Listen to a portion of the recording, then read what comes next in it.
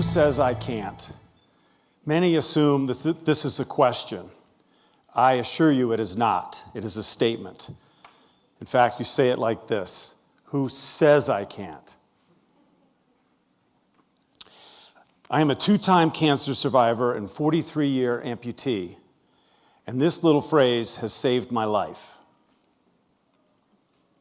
Why do so many people with a physical disability achieve more than they would without that disability? I have a theory about why that is so. And to explore that, I'd like to share my story and the stories of 3 amazing people who exemplify what Who Says I Can't stands for. Let's meet Maureen, Kelly, and Hugh. I tripped on a rope that happened to be tied between a bollard and a boat stanchion, and it happened to be right next to an ocean seawall. So my bike and my backpack landed on land, and I went flying over the seawall and down 13 feet and landed in a sitting position like this and broke my back. I knew I was going to use a wheelchair for the rest of my life. I prayed for one thing in particular when I was little. I prayed very, very hard that my leg would grow back. We actually saw a climber on television, and we were inspired and went out and purchased gear and how-to manuals. We ascended Huntington's Ravine, accidentally descended into what's called the Great Gulf region. It's the wilderness side of Mount Washington, where we would spend nearly 4 days trying to survive. At that point, we just gave up all hope, and we actually stopped hugging each other to stay warm. Because at that point, we just reasoned the sooner we die, the better. We were in the hospital several months before our limbs were amputated. A study of polio survivors by Laurel Halstead helped inspire my theory. Halstead, a polio survivor himself, observed that survivors of polio developed a special relationship to their bodies unknown to able-bodied persons. This mastery carried over to other aspects of their lives and probably accounts for why so many excelled at such a high level. My theory is that there is a triple package of traits which leads the physically disabled to success. These 3 traits are insecurity, combined with exceptionalism, and with discipline, which leads to this "Who Says I Can't" mantra. It goes like this: who, that's me and everyone around me expressing doubts in my abilities. That creates insecurity. Says I reflects emerging confidence. It's me by myself successfully facing this challenge, which fosters exceptionalism. And can't is an emerging attitude. Others may think I can't, but I know I can, and I will prove it through discipline. Let's start by looking at trait 1, insecurity. So when first disabled, we feel pain, fear, and anger, followed by an overwhelming sense of loss. When I was 16 and lost my leg to bone cancer, I was a junior in high school. 1 single friend visited me in the hospital. The rest never had anything to do with me again, probably because they couldn't cope with my changed form. When I went back to school, I was on crutches, and in the main hall, packed with kids between classes, crutching through the crowd, kids would jump out of the way over each other to get out of my way, like I was parting the waters of the Red Sea. 6 months later, when proficient with the prosthesis and ready for my first date, I asked a girl named Sarah out. We went to the movie Tommy by The Who, and while in the restroom, coming away from the sink, my prosthetic foot got caught under the rug. Seeing it stuck there, I yanked as hard as I could, and when the leg came down, it was on a bare bolt. The foot had been sheared off. I reached down and picked it up and hopped out into the lobby to the bench. A guy with bloodshot eyes came out of the bathroom in a swirl of smoke and looked at me holding up my foot and said, "Wow, man, did that hurt?"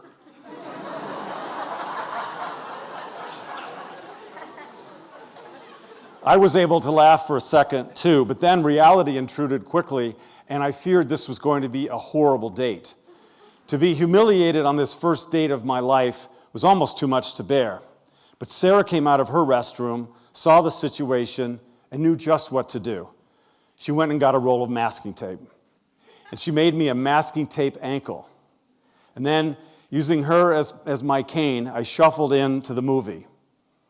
This was a date of infamy that amplified my already oversized insecurity.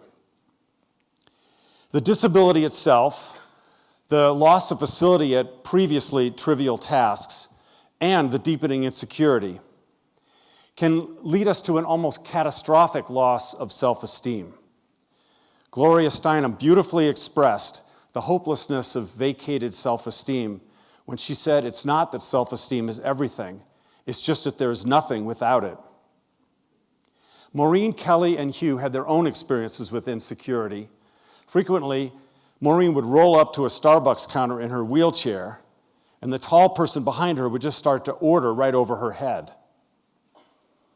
Growing up, kids stared at and made fun of Kelly. It got really bad in middle school when the boys would say, "You only have one leg, what's wrong with you?"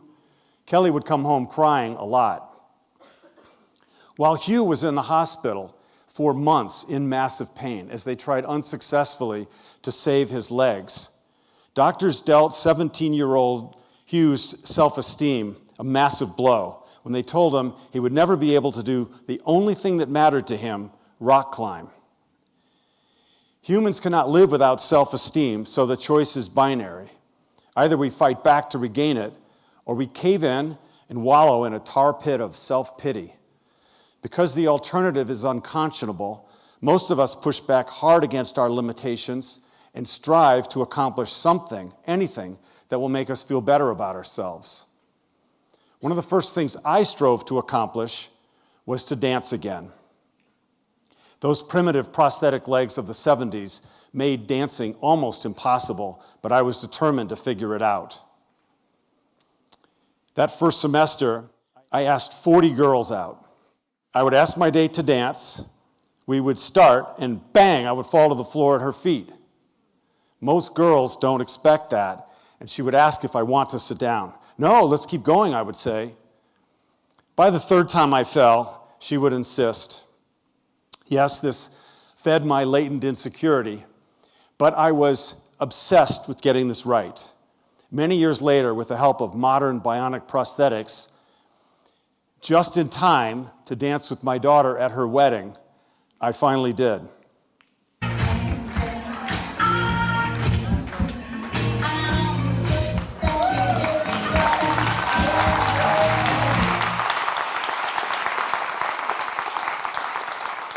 So that's trait one, insecurity. Next, let's look at exceptionalism. Now, you might think it odd for someone to feel simultaneously insecure and exceptional, yet it is precisely this unstable combination that generates drive. 43 years ago, at age 16, bone cancer and amputation made me disabled overnight. 3 years later, that cancer spread to my lungs and I had to have a lung removed, at which point my doctor told me I had 0 chance of survival. Suddenly, it felt like I had 3 disabilities: physical, my right leg; invisible, my left lung; and psychological, the threat of death. Reinforcing my own negativity were those who were discouraging me with, "You can't ski, you can't bike, you can't whatever." Can't is a word that will beat the self-esteem right out of somebody. Edgar Guest thought so too, and wrote a famous poem about the word. If I could accomplish only one thing here tonight, it would be that you all would never use the word can't to discourage someone again. Only my parents encouraged me with, "You can."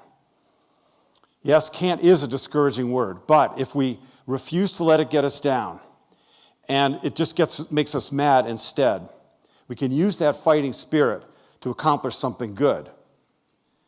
When I was excited about a coworker doing the Boston to New York AIDS bike ride, a colleague said, "It's so sad you're excited about that because you can't ride a bike that far on one leg." So I bought a bike that afternoon. I trained my one leg and lung very hard. Still, I was scared to death of the big hills in Connecticut. As I approached that first one, my heart started to race. Ahead of me, the single file line of bikers was starting to bunch up. Two-leggers were getting off their bikes and walking. But I had no choice. I had to make it up that hill. Hopping was certainly not an option. So I bore down, and I started to pass one walker after another. And as I did, I heard them say, "I'm getting back on my bike," and "I'm never whining again." With a disability, we do have limitations in daily life, and we are reminded of them constantly. We live in perpetual fear of disaster. Amputees fall an average of once a week their entire lives. Carrying a glass of wine or one's baby, walking more than a few blocks, standing at the sink doing dishes, are all just activities of daily life, and yet they really can challenge us.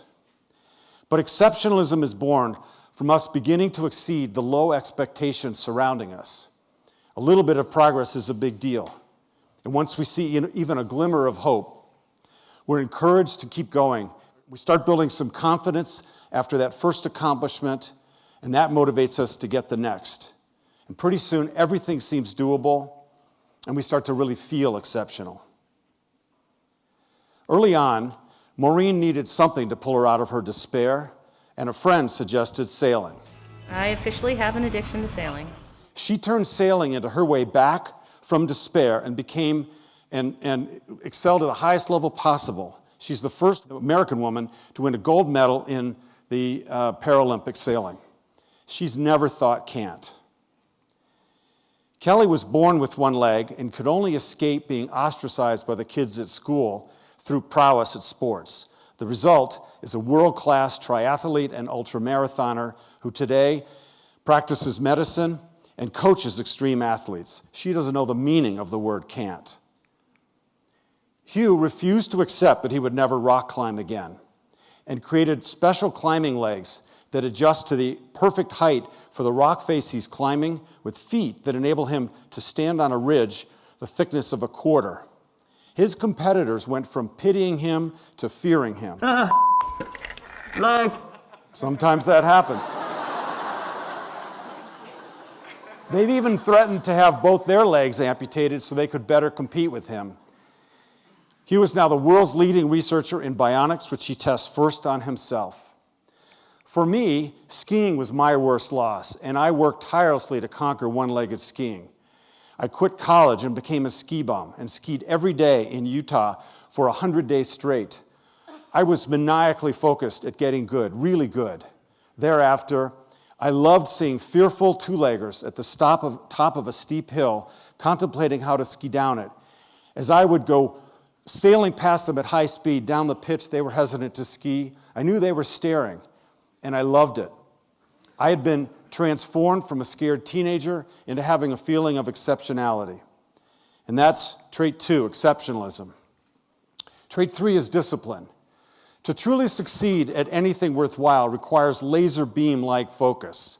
And to conquer anything challenging requires hard work. No problem for us. We want success so badly. The discipline of focus and hard work comes naturally, while the drive we get from the first 2 traits keeps us at it. After Maureen had won the gold medal, she turned that Paralympic discipline towards creating sailing programs for other disabled sailors.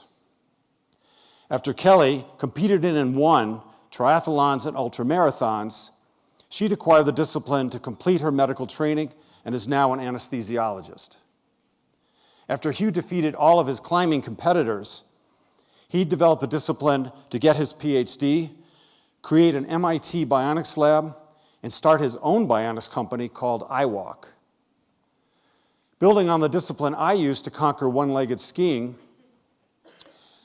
I compete in open water swims, I do long-distance bike-a-thons, I got my PhD, wrote 4 books, started 8 companies, and created the Who Says I Can't Foundation to help disabled people get back into sports. A regular pilgrimage, like the Alcatraz swim across San Francisco Bay, is essential to recharge ourselves and tamp down that ever-present insecurity. It's a long, hard, cold swim that few will try, especially two-leggers. Doing it well requires discipline and makes me feel exceptional for a while. The brave face of the exceptional disabled person hides behind it the self-doubts of the insecure. Doubts kept in check only through discipline. So that's trait 3, discipline. None of these 3 traits in isolation by themselves is sufficient for us to thrive. Alone, insecurity can be crippling.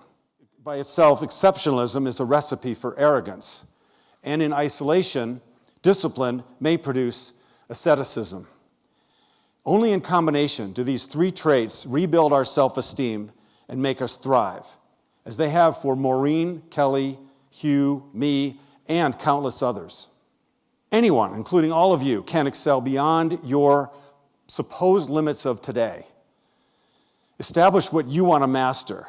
Focus and work hard at it. Achieve that first victory.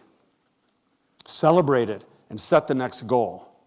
With self-discipline, you accomplish more, and pretty soon, your stunning accomplishment will give you new self-confidence that translates over to the rest of your life. Yes, anyone can cultivate the triple package of traits if they have the will. We disabled come by that will naturally.